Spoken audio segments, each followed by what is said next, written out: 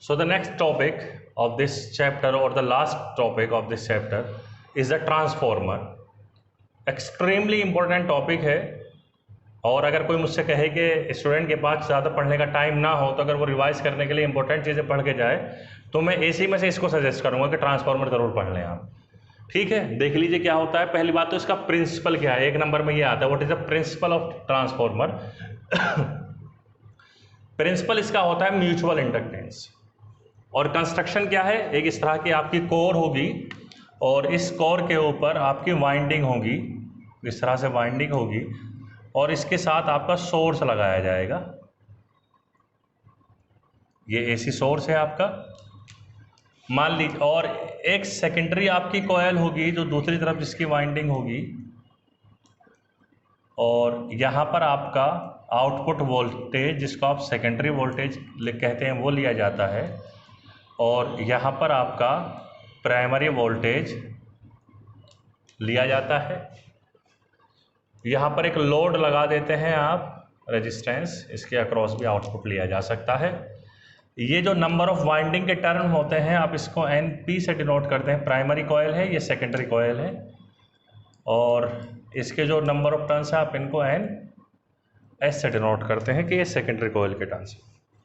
अच्छा जी, अब होता क्या है इसमें, पहली बार ट्रांसफार्मर करता क्या है आपका। ट्रांसफार्मर किसी भी सर्किट में या किसी भी आपकी डोमेस्टिक सप्लाई में बेसिकली एसी को कंट्रोल करने का काम करता है। कंट्रोल इन द सेंस कि उसको घटा या बढ़ा सकता है। जैसे जब आप पावर हाउस से या पावर स्टेशन से जब लाइट आती है, आपकी इलेक्ट्रिसिटी जब सप्लाई की जाती है तो वो बहुत बड़े अमाउंट में की जाती है, 11,000, 11 लाख, इस तरह की लाइनें आती हैं ना, हाई टेंशन लाइन होती हैं। लेकिन जब आपके घरों में दी जाती है तो फिर उसको कम किया जाता है, तो उसको कम करने का काम करता है ये ट्रांसफार्मर। कम भी कर सकता है और बढ़ा भी सकता है। देखिए कैसे करेंगे उनको हम। उससे पहले आप इसकी कंस्ट्रक्शन देख लीजिए। प्रिंसिपल मैंने आपको बता दिया कि म्यूचुअल इंडक्टेंस इसका प्रिंसिपल है और म्यूचुअल इंडक्टेंस का मतलब ये होता है कि एक कॉयल दूसरे में इंडक्शन करती है। तो जो प्राइमरी सोर्स इस प्राइमरी कॉयल के पास लगा हुआ है जिसकी वजह से यहाँ पर एक electric flux, magnetic flux create होगा, that magnetic flux is basically going to induce the EMF in the secondary coil. और सेकेंडरी कॉयल का इंड्यूस्ड EMF कितना होगा भाई, that will be equal to the induced EMF in secondary coil will be equal to -N की जगह NS ले लीजिए, d∅B/dt। अब बेसिकली 5B नहीं होना चाहिए, 5-to-1 होना चाहिए। ये जो सिंबल है आपका ये 5-to-1 होना चाहिए, यानी कि flux in coil 2 due to coil 1, ये होना चाहिए ना। या अगर आप यहाँ के हिसाब से लिखो तो इसको कहेंगे आप SP due to flux in magnetic flux in secondary coil due to primary coil, ये होना चाहिए यहाँ पर। लेकिन मैं एक आइडियल ट्रांसफार्मर मान के इसको स्टडी कर रहा हूँ और आइडियल ट्रांसफार्मर में जितना फ्लक्स प्राइमरी, जितना यहाँ पर फ्लक्स क्रिएट होगा उसका कहीं लॉस नहीं होगा, जितना करंट यहाँ पर है उसका कहीं लॉस नहीं होगा, वो 100% फ्लक्स यहाँ पर ट्रांसफर कर देगा। और जब यहाँ पर फ्लक्स क्रिएट हो जाएगा तो यहाँ पर भी एक मैग्नेटिक फील्ड क्रिएट होगा, इसका मतलब तो वो भी बैक इंडक्शन इसमें 100% ही करेगा। तो आइडियल ट्रांसफार्मर की बात है, पहला दूसरे पे जितना फ्लक्स देगा दूसरा भी पहले पे उतना ही देगा, इसलिए 2-1 और 1-2 का कोई मसला रह नहीं जाता है।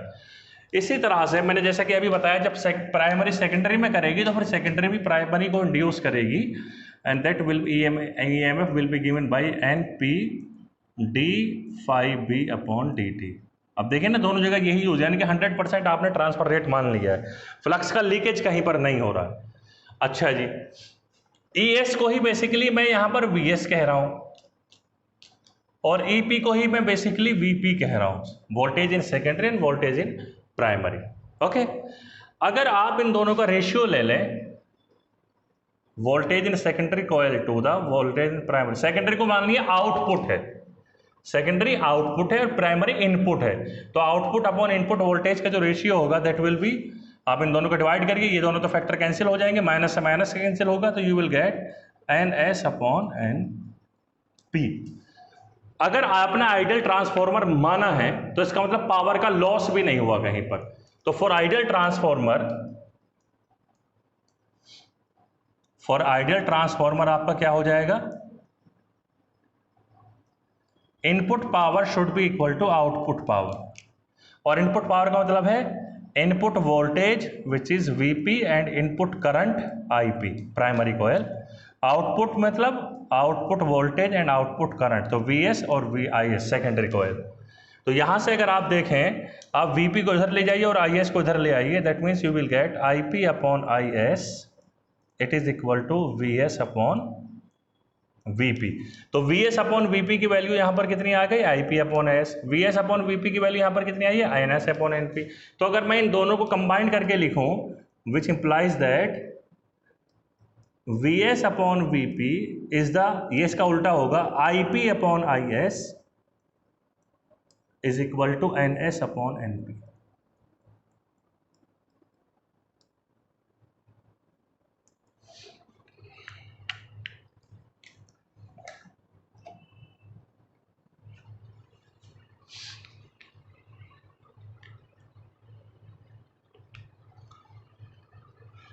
अगर सेकेंडरी कॉयल में नंबर ऑफ टर्न्स पहली कॉयल से ज्यादा है, इफ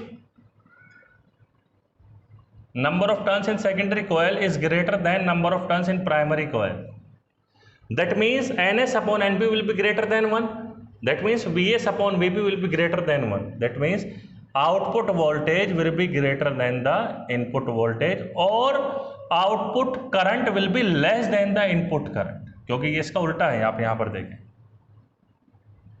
तो आपका आउटपुट वोल्टेज इनपुट से बढ़ गया, तो आप इसको कहते हैं step up transformer, step up transformer.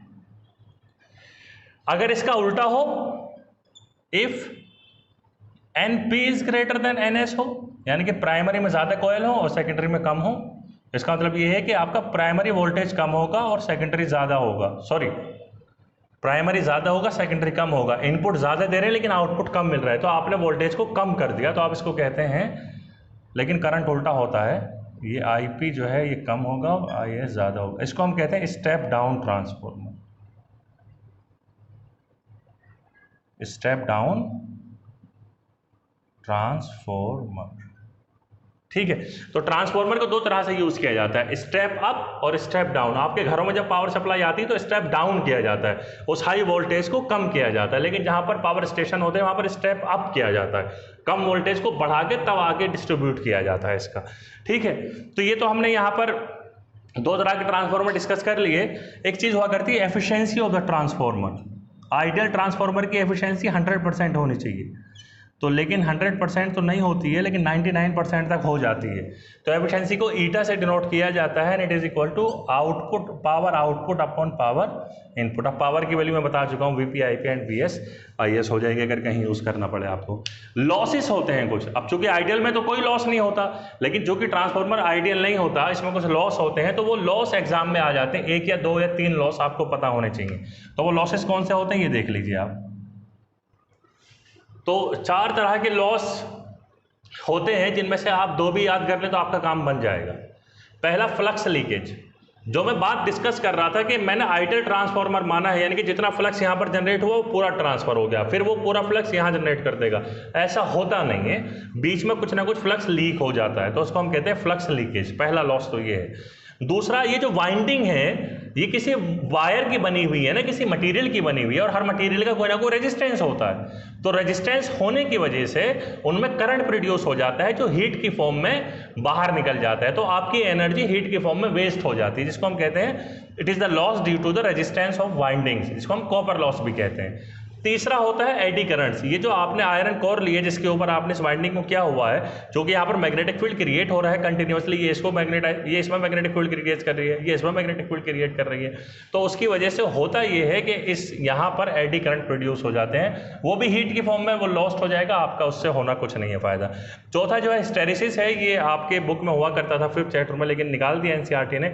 Hysteresis में आप ये समझ लीजिए कि ये आपका जो करंट है इसको परमानेंटली मैग्नेटाइज कर सकता है, और मैग्नेटाइजेशन में कुछ ना कुछ अमाउंट वहां पर रेजिड्यू में रह जाता है, आप उसको वहां से निकाल नहीं सकते, वो आपका खत्म हो गया। तो जो loss magnetization of the material की वजह से होता है, आप उसको हिस्टेरिसिस लॉस कहते हैं। तो ये 4 तरह के लॉस हैं, आप इनको याद कर लीजिए, आप इनको पढ़ लीजिए। ये पूरा जो बोर्ड पे लिखा हुआ है, ये 5 नंबर का सवाल आपके सामने है। I hope you understood about it.